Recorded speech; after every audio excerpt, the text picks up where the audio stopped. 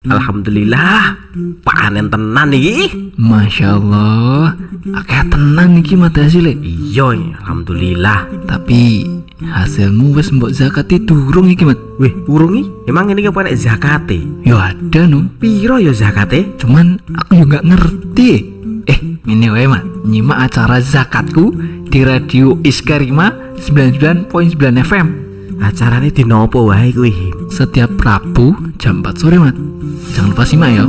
Iyalah, coba tak simake. Sampai Quran, simak ya.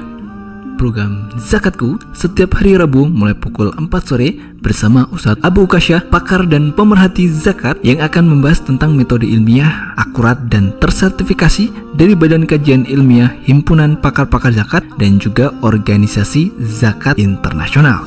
Bingung bayar zakat? Simak aja Zakatku di 99.9 FM Radio Iskarima, sahabat Anda belajar Al-Quran.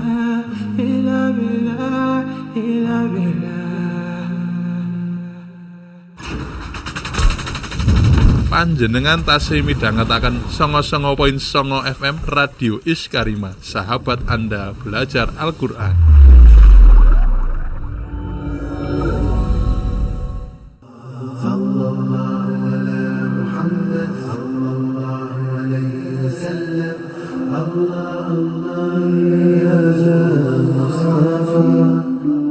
Sahabat Quran, sesaat lagi kita ikuti program Zakatku, 100 tanya jawab fikih zakat kontemporer. Selamat mendengarkan.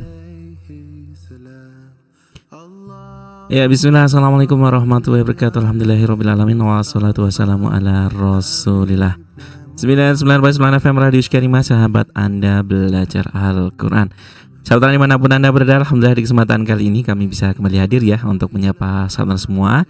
Tentunya di kesempatan kali ini di program Zakatku ya, sebuah program yang mana di kesempatan kali ini kita akan melanjutkan kembali pembahasan seputar 100 tanya jawab seputar fikih zakat kontemporer ya. Dan pada kesempatan kali ini insyaallah kita akan melanjutkan kembali materi kita seputar zakat fitrah yang sebelumnya belum selesai terbahas seperti itu. Dan tentunya narasumber kita masih sama ya, yaitu Ustadz Abu Kasyah Al-Jawi. Dan beliau juga sudah hadir di depan Anda. Namun sebelum ke beliau, kami ingatkan juga untuk sahabat semua yang ingin bergabung di kesempatan kali ini, monggo ya, bisa mengirimkan pertanyaannya tentunya di 081229888614. Nanti insya Allah pertanyaan akan kami tampung dan kami sampaikan ke beliau tentunya. Dan langsung ke beliau mungkin ya, kita sapa beliau terlebih dahulu. Assalamualaikum Ustaz. Waalaikumsalam warahmatullahi wabarakatuh. Assalamualaikum Ustaz. Alhamdulillah. Masih lancar ya tata puasanya tadi ya. Alhamdulillah, mudah-mudahan Alhamdulillah kita amin. Kemudian untuk bisa menuntaskan sama Ramadan. Nah, Masya Allah, tinggal berapa hari lagi nih tadi ya. Insyaallah. Ya Ustaz, kita kembali melanjutkan materi kita seputar zakat fitrah yang kemarin belum selesai terbahas. Jadi monggo yang mau bertanya kepada Ustadz kita, narasumber kita Ustadz Abu Kasyah segera dikirimkan pertanyaan ya, kalau bisa seputar zakat fitrah sesuai tema kita di kesempatan kali ini. Dan ya mungkin Ustadz, untuk menghemat waktu Ustadz, kami persilakan waktu sekiranya saja Ustadz. Jazakumullah khairan. Amin. Baik. Bismillahirrahmanirrahim. Assalamualaikum warahmatullahi wabarakatuh. Waalaikumsalam warahmatullahi wabarakatuh. Alhamdulillah wassalatu wassalamu ala Rasulillah wa ala alihi wa sahbihi wa muwala amma ba'd. Sahabat Al-Quran dimanapun Anda berada, kembali bersama saya ya, Abu Kasyah Al-Jawi dalam fikih zakat kontemporer. Nah, pada pertemuan sebelumnya sudah kita bahas mengenai zakat fitrah ya. Kadarnya berapa, hikmahnya apa, i'jaz tasyri'inya seperti apa.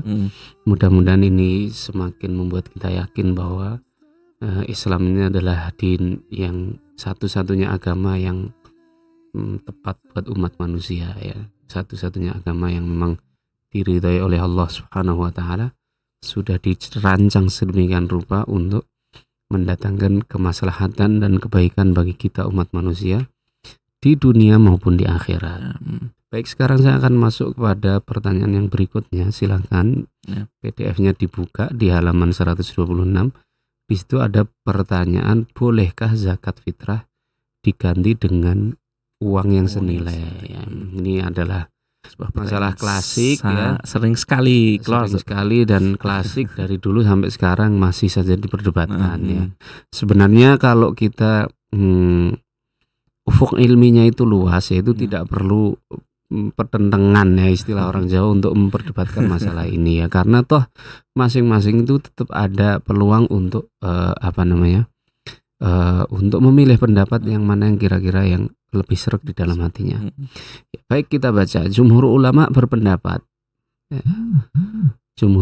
berpendapat bahwa zakat fitrah wajib dikeluarkan dalam bentuk bahan makanan. Oke. Jadi ainan, bukan nakdan ya. Dalam bentuk bahan makanan, bukan berupa uang. Sebagaimana ditegaskan atau ditetapkan dalam hadis. Hadis itu kan menyebutkan sa'an min tamrin, sa'an min burrin, sa'an min syairin, sa'an min aqid ya. Item-item makanan yang oleh Rasulullah SAW itu tegas disebutkan jenis-jenisnya ya. Nah, itu juga kemudian Imam Ghazali dalam hal ini bersikukuh ya, dalam kitab Ihya, nanti antum bisa kaji di sana bahwa Imam Ghazali tetap menganjurkan ya, bahkan menguatkan pendapat bahwa yang namanya zakat itu sebaiknya tidak beralih kepada nilainya, tapi tetap kepada bendanya sesuai yang ditentukan oleh syariat Islam ya. Karena menurut beliau ya, zakat ini bukan hanya satu dimensi berupa memenuhi kebutuhan orang-orang miskin ya. Jadi ada ibadah-ibadah yang dia hanya memiliki satu dimensi dalam arti ma'kulatul makna ya, maknanya itu bisa dinalar, seperti ibadah berupa membayar utang, itu kan ibadah Mas. Nah itu ya bayar aja ya. Hukukul madzalim itu juga tunaikan saja, tidak ada unsur istilahnya ritualnya begitu ya. Membayar utang juga bisa beribadah ya tadi. Oh, itu ibadah, harus kita paham begitu. Nah yang seperti itu kata beliau ya sudah, itu murni ma'kulatul makna, sesuatu yang sangat logis lah ya. Semua orang sepakat menghukumi dua orang yang berperkara dengan adil misalnya ya, itu semua orang bersepakat. Tapi ada ibadah-ibadah yang dia secara makna itu dia murni ibtila, ujian dari Allah, kita itu mau manut apa enggak. Misalnya sampean sholat maghrib kenapa 3 rakaat ya, kalau dinalar kenapa ya 3 rakaat? Apa enggak lebih sehat gitu kan? Enggak juga ya. Kalau lebih sehat ya berarti 7 rakaat lebih sehat kan? Enggak juga. Nah ini adalah murni imtihan, murni ujian dari Allah Subhanahu Wa Taala. Antum lihat ritual manasik haji itu ya. Tawaf kenapa harus 7 kali ya. Kemudian sa'i itu juga kenapa harus bolak-baliknya 7 kali. Kenapa habis itu mesti tahallulnya bisa cukur habis atau muqassir ya, itu adalah kemudian kenapa harus memulai berihram dari miqat. Itu adalah murni ya, memang ketetapannya begitu ya. Itu untuk menguji kita itu sebagai hamba nawar apa enggak. Wah aku tak nawar lah biar enak yes. Misalnya jangan dari Bir Ali lah yang agak kesini dikit misalnya. Atau jam lempar jumroh itu kenapa harus sekian kerikil jumlahnya. Nah kata Imam Ghazali, zakat itu punya 2 dimensi. Satu dimensi ma'kulatul makna, yaitu mengcover kebutuhan orang-orang miskin atau orang-orang yang membutuhkan ya. Tapi juga ada dimensi bahwa itu adalah pembebanan ibadah. Allah hendak menguji kita itu manut enggak mengadakan barang-barang yang sudah Ia tetapkan. Nah ini pendapat Imam Ghazali ya. Sekali lagi para pendengar sekalian dimanapun Anda berada, masalah perdebatan zakat itu boleh dengan uang atau tidak, zaman Nabi toh juga ada uang, kenapa Nabi tidak membayarnya, jidal tawil jiddan ya, perdebatan cukup panjang, tapi yang jelas itu tidak perlu dipanjang-panjangkan ya. Monggo yang berpendapat harus ain ya ain, kalau yang berpendapat nakdan berubah nilainya, itu juga ada ulama yang mendukungnya. Bahkan Ibnu Taimiyah rahimahullah, kita tahu bagaimana kurang apa beliau itu mengikuti sunnah ya. Ketatnya beliau mengikuti sunnah. Beliau mengatakan bahwa ungkapannya kurang lebih ya, bahwa memberikan zakat fitrah berupa nilai itu lebih ahaf lil masakin, lebih menguntungkan orang-orang miskin ya. Ala kulli hal masing-masing ada dalilnya, ada dasarnya. Dan kemarin saya sudah ceritakan bahwa salah seorang teman guru saya ya, Syekh Salahuddin Amir, Ketua Dewan Pakar Zakat Organisasi Internasional, itu ya cerita punya teman yang tadinya kekeh untuk pakai bahan makanan, tapi setelah beliau ditunjuk, qadarullah ditunjuk menjadi kepala suatu lembaga zakat, barulah beliau tahu betapa repotnya kalau zakat fitrah itu semua harus dalam bentuk bahan makanan. Karena nanti ada yang ya tadi expired, kemudian bawah itu sudah berjamur dan lain sebagainya. Terus kalau menyalurkan itu perlu effort tambahan ya, karena harus packing, harus angkut dan sebagainya. Kalau uang, nah kira-kira seperti apa? Itu ya.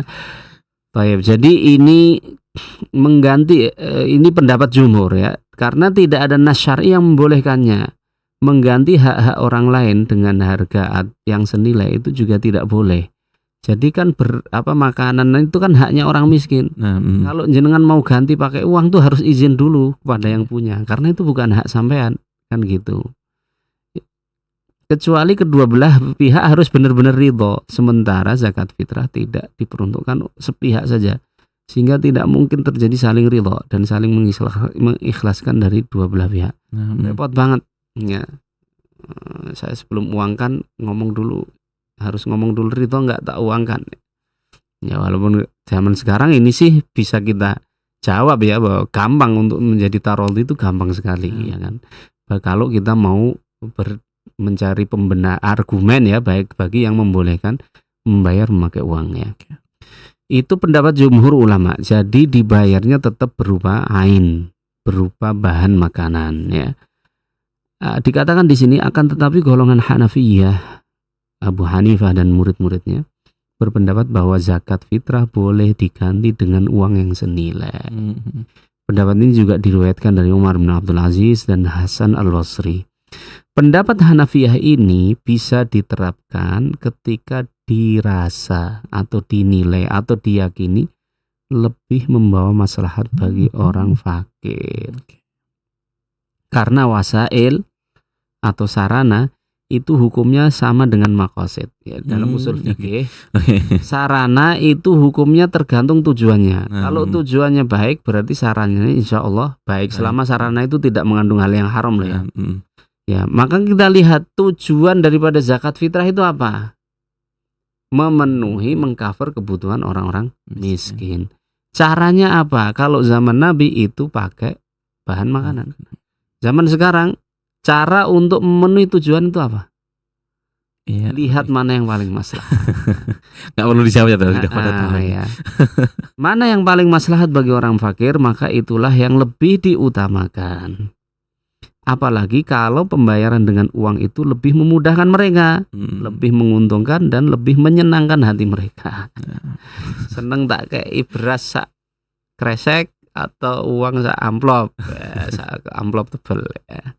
Yang jenengan ukur lah sendiri-sendiri, ini tidak bisa juga kita gebiahuyah ya. Tetap tiap-tiap kondisi daerah di mana kita berada itu beda-beda.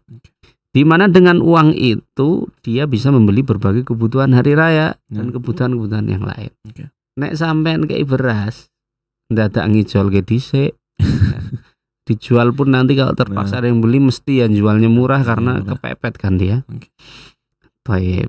Orang fakir terkadang tidak butuh kepada bahan makanan, tapi butuh kepada pakaian, daging, apalagi dan lain-lain. Jika dia diberi bahan makanan, dia harus berkeliling menawarkan bahan makanan tersebut kepada orang-orang yang mau membeli supaya jadi uang ya kan. Sangat mungkin dia akan menjualnya dengan harga yang lebih murah dari harga sewajarnya. Karena selak butuh duit kan kita lihat ya. Nah, ini tadi belum kita bahas biaya transfer tadi segala ya. Maksudnya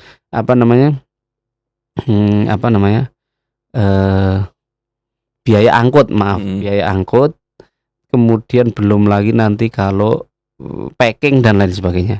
Oh ya, di sini saya ingat satu poin penting Mas Nur, perlu diperhatikan oleh para jamaah sekalian. Misalnya sampean mau berzakat pakai uang ya. Zakat sampean dari Jakarta sampean kirim ke Karanganyar. Itu misalnya zakatnya sampean 5 juta gitu ya. Misal keluarga sampean banyak 5 juta. Itu nanti ketika sampean kirim itu kan kena potongan admin tuh. Kalau yang kena potongan ya, kena potongan. Apalagi kalau sampai luar negeri itu potongannya biasanya lumayan gede itu Mas. Nah itu sehingga kalau sampean cuma ngirim 5 juta tok begitu, nanti sampai ke tangan mustahik itu tidak 5 juta. Maka dalam hal ini catat baik-baik bahwa ketika sampean transfer ke bank itu harus membayar uangnya sekaligus biaya transfernya. Oke. Jadi nanti diterima oleh fakir miskin dan yang berhak itu betul-betul utuh ya. Jangan sampai mustahik itu nanti menerima sudah terpotong biaya transfer. Ya, ini perlu diperhatikan Oke. baik-baik ya. Pertimbangan lain karena tujuan diwajibkannya zakat fitrah adalah untuk ighna ya, jadi maqasidnya kan ada 2 tadi ya, untuk jalur fakir miskinnya tu'matan lil masakin, terus yang kedua adalah ighna, mencukupi mereka dari meminta-minta. Ya, itu kalau pakai duit itu lebih efektif ya, memenuhi tujuan ini. Sebagaimana sabda Nabi SAW, ughnuhum anis su'al anit tawaf fi hadzal yaum. Hentikanlah mereka dari berkeliling minta-minta pada hari ini ya. Khusus ini hari gembira, semua umat Islam harus 0, angka kemiskinan harus 0 di hari itu. Semua harus berkecukupan ya. Misi ighna ini mencukupi kebutuhan orang, mencukupi mereka dari berkeliling minta-minta, tercapai jika yang diberikan adalah uang.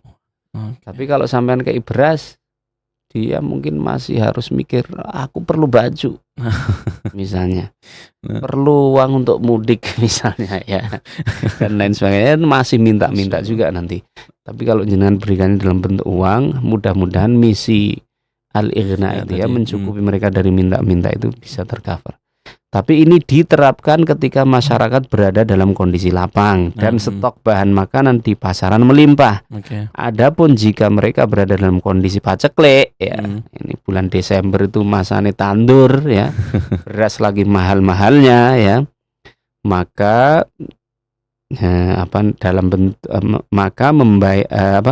dan stok bahan makanan di pasar menipis, maka membayar zakat fitrah dalam bentuk makanan, bahan makanan itu lebih utama daripada membayarnya dalam bentuk uang, juga dalam rangka menjaga kemaslahatan orang fakir. Jadi tetap harus melihat situasi kondisi dan juga kemaslahatan tadi ya. Kita sebagai orang muslim harus cerdas ya. Jangan jumut itu terpaku terus nggak mau berubah, tidak mau membuka pikiran. Tapi juga jangan terlalu menggampangkan ya. Karena dengan alasan mengikuti realita akhirnya semua nas ditabrak. Nanti kalau seperti itu akhirnya nggak usah pakai jilbab aja, karena realita di sini masyarakatnya tidak pakai jilbab. Atau ini realitanya kalau kita nggak pakai riba ini nanti kita akan dikucilkan misalnya. Enggak begitu ya umat. Seorang muslim harus cerdas, dan ini yang paling aman itu adalah kalau kita selalu dekat dengan para ulama. Baik, kita langsung masuk ke pertanyaan terakhir, kepada siapa zakat diberikan? Penyaluran zakat nih. Jumhur fuqaha berpendapat bahwa zakat fitrah boleh diberikan kepada 8 asnaf penerima zakat mal. Jadi jumhur ulama meyakini bahwa zakat fitrah itu sama seperti zakat mal penyalurannya, sehingga boleh diberikan kepada 8 asnaf. Sebab zakat fitrah juga zakat, penyalurannya sama dengan zakat-zakat lain. Zakat fitrah ini juga sedekah, sehingga dia termasuk dalam keumuman firman Allah Subhanahu wa taala, innamas shadaqatu lil fuqara'i wal masakin wal 'amilina 'alaiha wal mu'allafati qulubuhum fir riqabi wal gharimin wa fi sabilillahi wa ibnis sabil fariidatan minallah wallahu 'alimun hakim. Zakat fitrah tidak boleh diberikan kepada golongan-golongan yang tidak berhak menerima zakat mal. Ya, sementara itu pendapat jumhur ulama ya. Jadi boleh jenengan salurkan ke 8 golongan tadi. Buat mereka yang punya utang misalnya. Nah, makanya di sini nek wong gharim duwe utang, mbok kei beras misalnya, ya, mesti dia mungkin lebih milih duit ya Mas ya. Baik. Sementara itu golongan Malikiyah, ulama-ulama Malikiyah dan yang sependapat dengan mereka menyatakan bahwa zakat fitrah hanya diberikan kepada fakir miskin saja ya. Ini pendapatnya Malikiyah. Jadi hanya diberikan kepada fakir miskin, tidak boleh kepada 8 asnaf yang lain. Tidak kepada 8 golongan penerima zakat mal yang lain. Dalilnya adalah praktek yang dilakukan oleh Rasulullah SAW dan para sahabat radhiyallahu anhum, dan berdasarkan hadis yang berbunyi wa tu'matan lil fuqara'i wal masakin. Di situ Nabi SAW tegas memberikan arahan sebagai pemberian bahan makanan untuk siapa? Al-fuqara dan masakin, orang-orang fakir dan orang-orang miskin. Sahabat Al-Quran dimanapun Anda berada, dengan demikian semoga ini bisa mewakili ya penjelasan tentang zakat fitrah, dan semoga ini bisa memberikan wacana baru bagi jenengan semua. Saya yakin masalah zakat fitrah ini juga tidak rumit ya, kita semua juga sudah banyak yang tahu. Setidaknya mungkin ada faedah-faedah baru yang bisa menambah wawasan Anda semua dan semakin yakin dalam menunaikan ibadah agung ini, yaitu zakat fitrah. Demikian saya kembalikan kepada Mas Nur. Ya. Jazakumullah Ustaz atas penjelasannya, dan mungkin ini akhir dari pembahasan seputar zakat fitrah. Dan untuk pertanyaan yang ingin diajukan, monggo bisa diajukan di kesempatan kali ini, bisa dikirimkan ke nomor 081229888614. Dan kita akan break sejenak terlebih dahulu, dan jangan kemana-mana, tetap stay bersama kami di 99.9 FM Radio Iskarima, sahabat Anda belajar Al-Quran. Mutiara Hadis. Dari Umar bin Al-Khattab radhiyallahu taala anhu bahwa Rasulullah sallallahu alaihi wasallam bersabda, "Bunyal Islamu ala khamsin, syahadatu an la ilaha illallah wa anna Muhammadar Rasulullah wa iqamus salah wa ita'uz zakah wa hajjul baiti wa shaumu Ramadan." Islam dibangun di atas 5 sendi atau pilar, yaitu bersaksi bahwa tiada ilah yang berhak untuk disembah selain Allah dan bahwa Nabi Muhammad adalah utusannya, mendirikan sholat, menunaikan zakat, berhaji ke Ka'bah, dan berpuasa di bulan Ramadan. Hadis riwayat At-Tirmidzi dan Muslim. 5 perkara tersebut merupakan azas agama Islam dan pokok yang di atasnya lah Islam itu tegak. Dikhususkannya 5 perkara tersebut tanpa menyertakan jihad, padahal jihad adalah untuk memenangkan agama dan menghadapi pembangkangan orang-orang kafir. Karena 5 hal ini selamanya dihukumi fardu, sedangkan jihad termasuk fardu kifayah yang terkadang gugur kewajibannya pada waktu-waktu tertentu. Nabi Shallallahu Alaihi Wasallam memberikan nasihat kepada kita bahwa agama Islam itu dasarnya ada 5. Tidak dapat disebut Islam tanpa 5 dasar, yaitu yang pertama, menyatakan bahwa Allah Subhanahu Wa Taala itu esa. Yang kedua, menegakkan sholat 5 waktu secara konsisten dan memenuhi segala syarat rukunnya. Yang ketiga, membayar zakat kepada yang berhak. Dan yang keempat, berpuasa Ramadan dengan niat yang benar. Serta yang terakhir, yang kelima, menunaikan ibadah haji bagi yang mampu memenuhi perbekalan dan perjalanannya.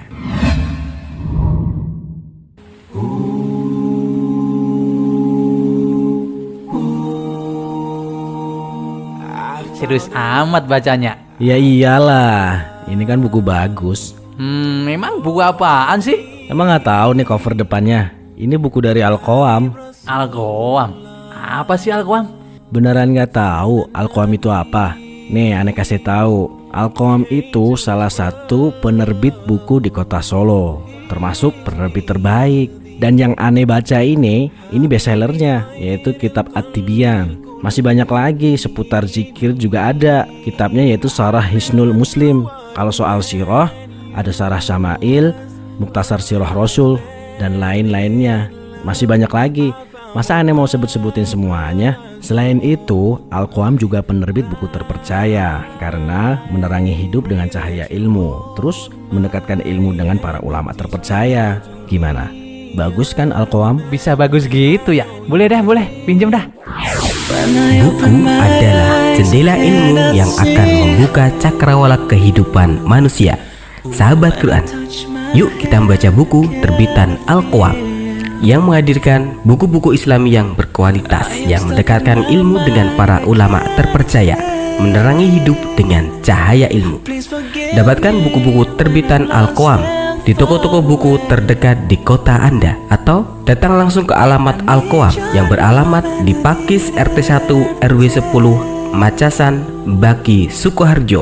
Untuk info lebih lanjut hubungi line telepon 08112950 atau di www.alqawam.com. Al-Qawam, bacalah dengan nama Robmu.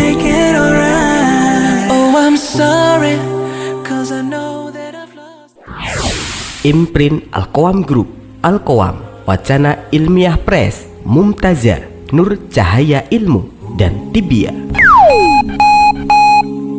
Ahlan wa sahlan ya Ramadan, syahrut taubati wal ghufran. Kita perlu untuk memplanning sejak sekarang agar apa yang bisa kita nikmati di bulan Ramadan ini berlanjut nanti di bulan-bulan berikutnya. Memang untuk menjadikan bulan Syawal itu sama persis, apalagi lebih baik daripada bulan Ramadan, itu hampir mustahil. Tapi kita berpatokan salah satu indikator berhasilnya Ramadan kita itu Syawalnya harus lebih baik daripada Sya'ban. Nah, maka tadi dengan planning target-target yang sudah kita susun di bulan Ramadan, kita kembangkan menjadi bagaimana sesuatu itu menjadi dawam atau continue, terus bisa kita rasakan dan lakukan di luar bulan Ramadan dengan cara mempertahankan dawamnya, kontinuitasnya, meskipun secara kuantitas tidak sama. Contoh, selama bulan Ramadan kita berhasil melaksanakan qiyamul lail setiap malam, rata-rata waktunya hampir 1 jam, baik yang 23 rakaat ataupun 11 rakaat, sama-sama berat itu. Kan nanti di luar Ramadan kita proyeksikan, saya kalau segitu nggak kuatnya misalnya hanya 15 menitan setiap malam, maka dia bisa mengatur supaya bisa bangun kira-kira setengah jam sebelum subuh, lalu melaksanakan 2 rakaat diniati tahajud, 1 rakaat diniati witir, tapi kemudian continue terus menerus, tidak putus. Sepanjang Ramadan ternyata kita bisa khatam 3 kali. Di luar Ramadan kita tidak perlu memaksakan diri khatam 3 kali, katakanlah begitu, tapi kita memelihara kerutinannya. Yang semula setiap habis sholat bisa menyelesaikan 10-15 halaman, sekarang setiap habis sholat menyelesaikan 4 halaman, katakanlah begitu. Yang terpenting continue. Puasanya juga begitu. Waduh, saya puasa di bulan Ramadan bisa tiap hari, di bulan Syawal bagaimana? Yang terpenting kontinuitasnya. Kontinuitas itu kita bisa bikin dengan melaksanakan puasa itu Senin Kemis terus begitu, ataupun dengan cara-cara lain. Nah, sedekahnya di bulan Ramadan kok bisa segini. Di luar Ramadan kita atur supaya kemudian tetap berjalan kebiasaan baik itu, dan dia bisa tetap istiqomah. Karena kuncinya ahabul a'mali ilallahi bukan aktsaruhu, bukan akbaruhu, bukan yang paling besar, bukan yang paling banyak, tetapi adalah adwamuhu, yang paling continue, sustain, nyambung terus, jadi kebiasaan. Dan kemudian menjadi keistiqomahan itu yang paling mahal. Jadi kita bikin strateginya tadi untuk diproyeksikan setelah Ramadan bisa lanjut meskipun dalam kuantitas tidak sebanyak di bulan Ramadan.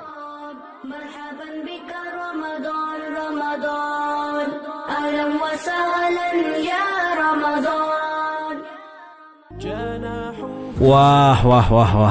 Emang temen gue satu ini selalu ada aja yang baru nih. Insya Allah. Mahal nih kayaknya nih. Enggak, ini harganya murah, ramah di kantong pokoknya. Bahannya juga oke juga nih bro. Emang belinya di mana, Bro? Ini belinya di toko grosir Sirwal, dan di sana juga nyediain busana muslim pria terlengkap, termurah dan juga berkualitas. Kira-kira kalau mau nyari baju kopelannya ada nggak ya? Walah, pas banget itu di toko grosir Sirwal. Di sana tuh menjajakan baju couple mulai dari anak-anak sampai dewasa, bahkan ukuran jumbo. Jadi kalau mau cari baju couple untuk lebaran bisa. Toko grosir Sirwal menyediakan pakaian muslim ikhwan, kurta, gamis, koko, rompi sholat, gamis setelan, jubah dan berbagai model celana Sirwal. Toko grosir Sirwal melayani pembelian ecer dan grosir.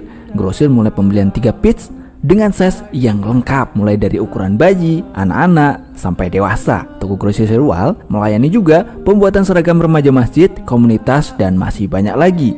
Bisa kirim ke seluruh Indonesia loh, bahkan ke luar negeri juga.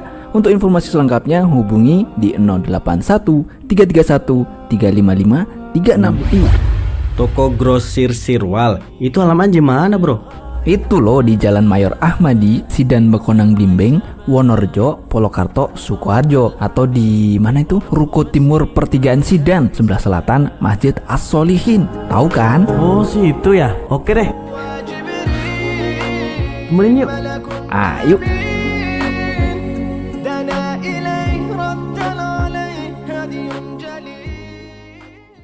Radio Scary Bilawa Station. Ya soalnya balik lagi tentunya di program Zakatku, masih bersama dengan saya Nosai dan narasumber kita Ustadz Abu Kasyah Al-Jawi. Dan di sesi yang sekarang, sesi kedua ini, kita mungkin langsung ke pertanyaan Ustadz yang sudah masuk di kesempatan sore kali ini. Assalamualaikum Ustadz. Waalaikumsalam warahmatullahi wabarakatuh. Afwan Ustadz, saya izin bertanya, saya itu bayar zakat fitrah tetapi juga dapat zakat fitrah Ustadz setiap tahunnya.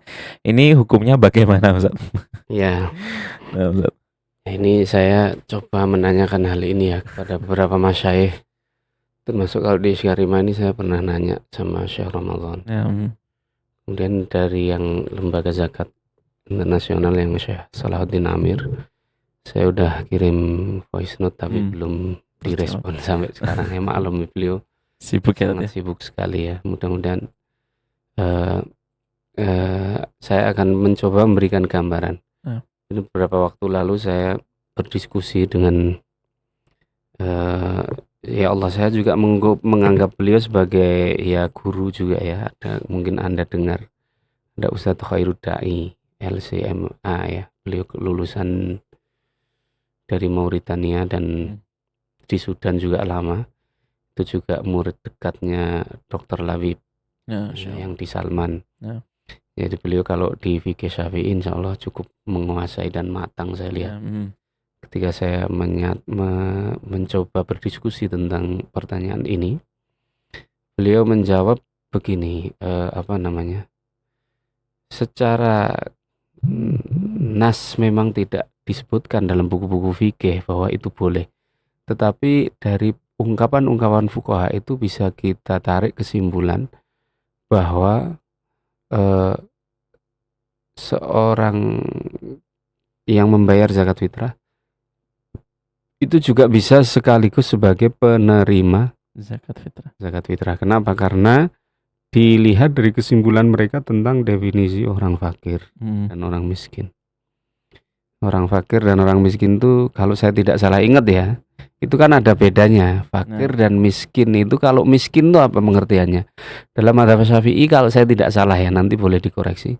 Itu adalah orang yang belum bisa memenuhi kebutuhannya untuk ghalibu umri ahlil balad. Ghalibu umri ahlil balad itu apa? Umur rata-rata penduduk setempat. Jadi misalnya Mas Nur Syahid itu usul sisanya berapa Mas sekarang Mas? Alhamdulillah 32 Ustadz. 32. Rata-rata orang Karangpandan sini umurnya berapa? Wah, kurang tahu itu. Rata-rata taruhlah 65 tahun ya, taruhlah begitu. Berarti kalau sampean tuh belum bisa mengcover kebutuhan sampai umur 60 tahun tadi, itu masih bisa dikategorikan miskin. Hitungannya gitu deh. Walaupun itu menurut saya ya agak ekstrim ya. Kalau pendapat yang lain tuh mengatakan kebutuhan selama setahun sih, rata-rata menyebutkan begitu.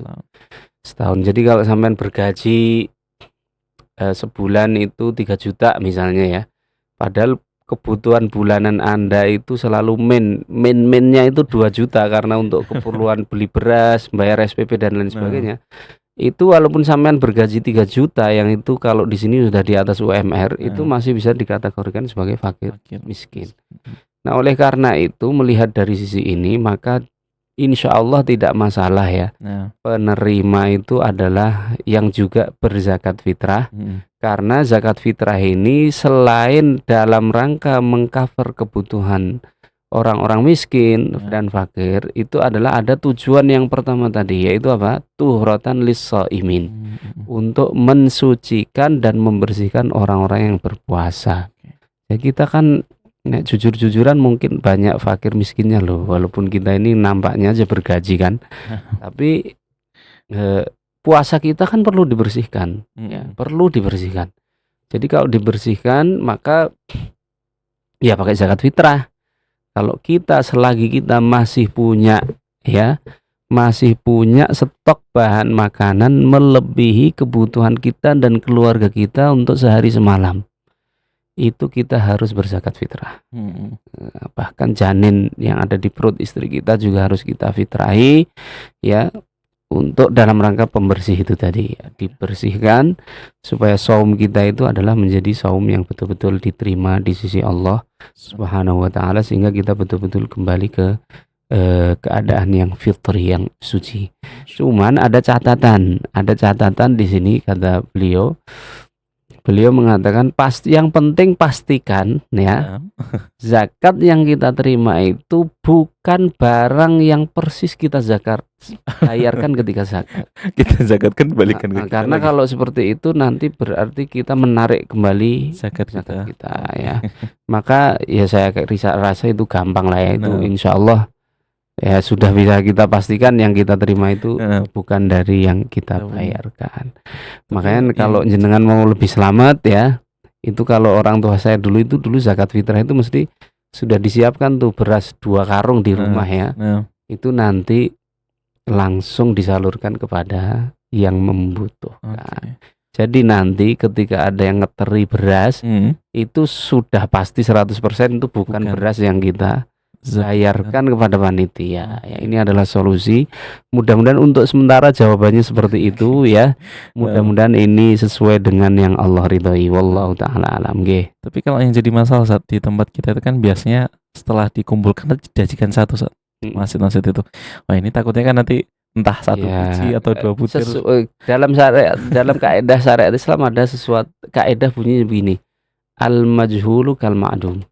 Sesuatu yang tidak jelas itu seperti tidak ada. Nah, kalau begitu kan gampang kan. Sesuatu yang tidak jelas seperti tidak ada. Ya. Masya Allah. Nah, Ustaz, kita ke pertanyaan berikutnya, Ustaz. Satu pertanyaan lagi. Ini mungkin pertanyaan terakhir yang bisa kita bacakan di kesempatan kali ini, Ustaz. Assalamualaikum, Ustaz. Waalaikumsalam warahmatullahi wabarakatuh. Afwan, Ustaz, saya izin bertanya. Kalau saya tidak yakin dengan Masya Allah, saya tidak yakin dengan panitia zakat, Ustaz, yang menyalurkan zakat fitrah. Ini secara tidak tepat. Bolehkah saya membagikannya sendiri, Ustaz? Ya, jadi kalau yang ditanyakan kepada syekh saya itu gini pertanyaannya.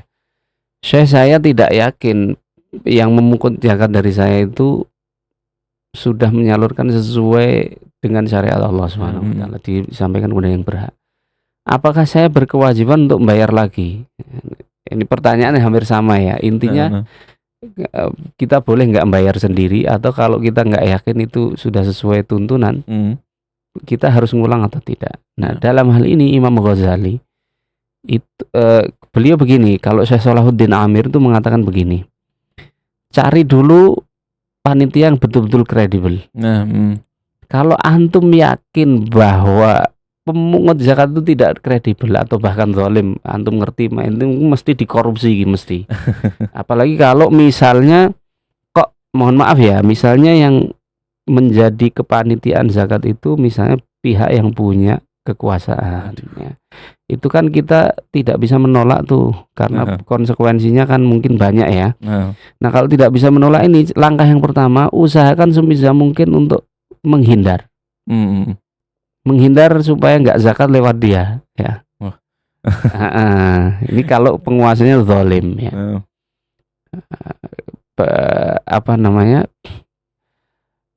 kalau memang harus bayar lewat dia, bayarkan yang kira-kira itu sudah membuat dia segera pergi.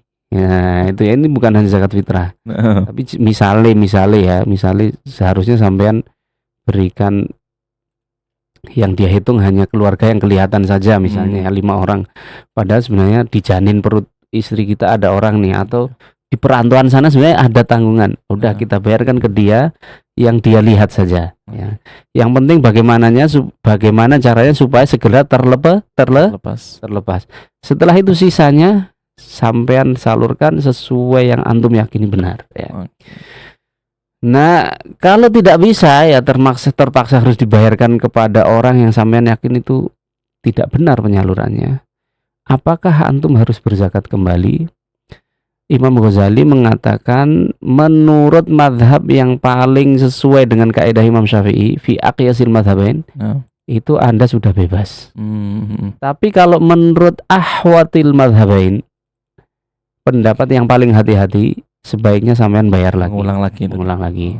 Oleh karena itu Bapak sekalian, mumpung ya dari pertanyaan tadi bisa kita katakan, kalau jenengan tidak yakin dengan panitia yang di situ, Anda ragu-ragu ya apakah dia akan menyalurkan sesuai dengan ini atau tidak, ya sudah, pakai seperti cara orang tua saya tadi, sampai kumpulkan sendiri berasnya, hitung, langsung kasihkan ke yang berat. Insya Allah dengan begitu tugas antum sudah selesai. Nah itu malah ringan, itu masih disampaikan sebelum sholat id, malah bisa itu insya Allah ya.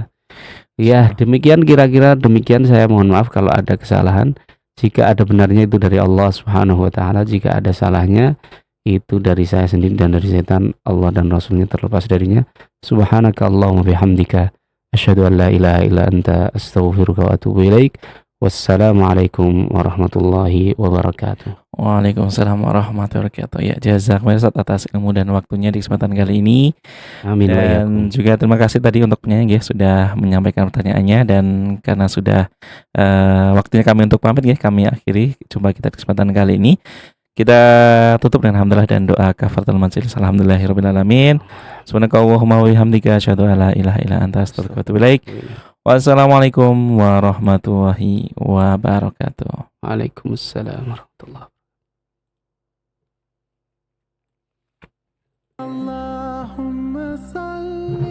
Demikian tadi telah kita ikuti program Zakatku. Semoga bermanfaat. Allahumma salli ala Mustafa Habibna Muhammad alaihi salam.